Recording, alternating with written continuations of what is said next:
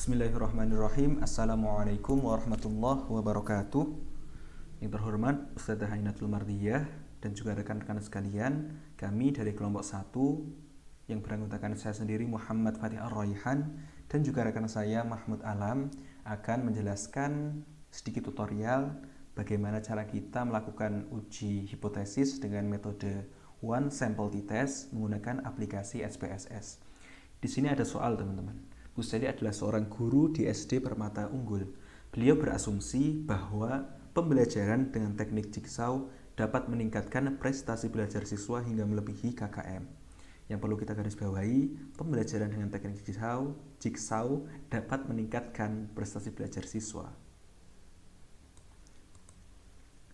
Langkah yang pertama tentunya kita harus merumuskan H0 dan juga H1 sebagai hipotesis awal dan juga hipotesis alternatif dari data-data ini.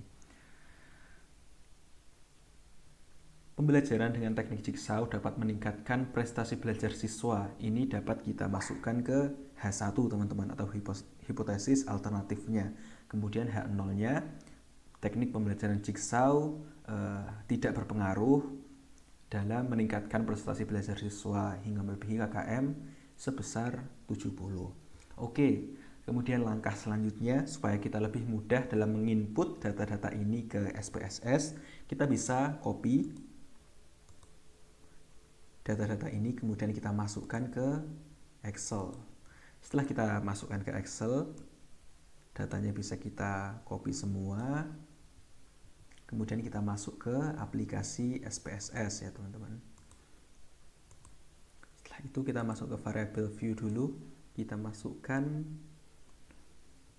nilai.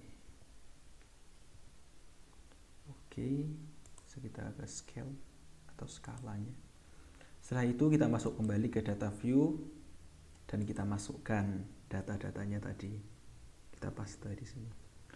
Oke, untuk langkah selanjutnya setelah kita masuk di aplikasi SPSS, yang perlu diperhatikan teman-teman adalah kita harus menguji dulu distribusi dari datanya.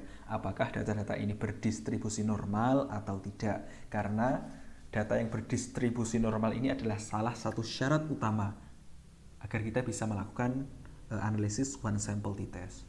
Caranya gampang, kita ketik menu analyze, kita masuk ke descriptive statistik, kemudian kita klik di menu explore, teman-teman.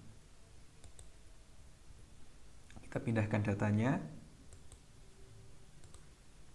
Kita bisa checklist di normality plot with test, kemudian kita continue dan kita oke.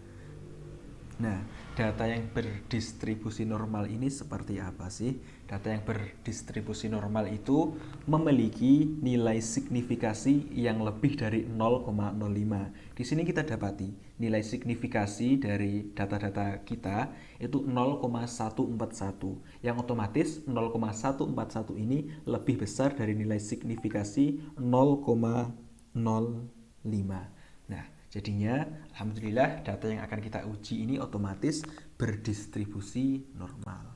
Oke, setelah kita pastikan data-data kita ini berdistribusi normal, kita kemudian memulai untuk uji one sample t-testnya. Caranya kita kembali lagi klik analyze, kita masuk ke menu compare mean dan kita klik one sample t-test.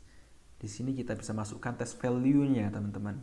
Adalah 70 sesuai dengan KKM-nya tadi. Kemudian nilainya bisa kita pindahkan ke kanan. Kalau udah, kita tinggal klik OK. Supaya lebih mudah, teman-teman, nilai-nilai dari tes ini ada nilai, mean, standar deviasi, dan yang lainnya. Ini bisa kita copy atau pindahkan ke Word supaya kita analisisnya lebih mudah. Oke, kita masuk ke Word.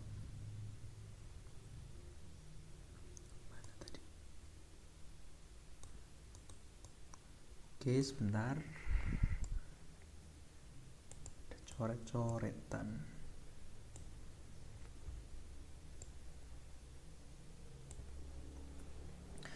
Nah, kita dapati data-data dari one sample t-test tadi. Yang pertama, kita dapati nilai signifikasi yakni 0, teman-teman. Yang artinya ini ada aturan-aturan bagaimana cara kita dalam membaca output dari SPSS.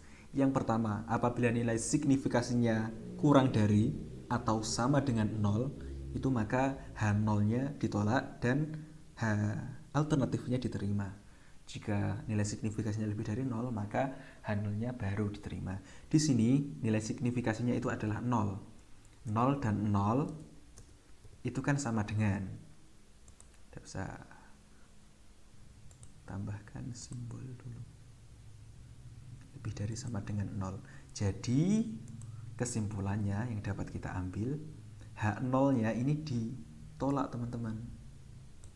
Kesimpulan yang dapat kita ambil adalah di H1-nya atau H alternatifnya, bahwasanya teknik pembelajaran jigsaw ini dapat meningkatkan atau berpengaruh terhadap prestasi belajar siswa hingga melebihi KKM. Kemudian cara yang kedua, bagaimana cara kita membaca output dari SPSS ini adalah kita cek T-table dan juga T-hitungnya. T-hitung kita di sini dapati 5, berapa itu?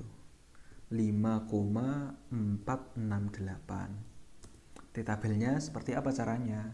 Kita bisa menggunakan yang rumus sederhana, itu nilai alfa yang bisa digunakan 0,05 dan juga N dikurangi 1. N ini adalah jumlah data kita teman-teman. Jumlah data kita tadi adalah 16 dikurangi 1, jadi 15. Kemudian kita bisa cari tabelnya ini di internet, 0,05 sebagai alfanya tadi, dan juga kita cari angka 15. Di sini kita ketemu nilai T-table adalah 2,131 ternyata. Kita bisa tulis di sini 2,131. Otomatis nilai T-hitungnya ternyata lebih besar dari nilai T-table. Jadi dapat kita simpulkan H0-nya kembali ditolak, dan kesimpulan yang dapat kita ambil adalah memang teknik pembelajaran jigsaw ini dapat atau berpengaruh dalam peningkatan prestasi belajar siswa hingga dapat melebihi KKM sebesar 70 teman-teman. Baik, itu saja yang mungkin dapat kami sampaikan. Atas segala kurangnya kami mohon maaf yang sebesar-besarnya. Wallahul muwaffiq ila aqwamit thoriq. Assalamualaikum warahmatullahi wabarakatuh.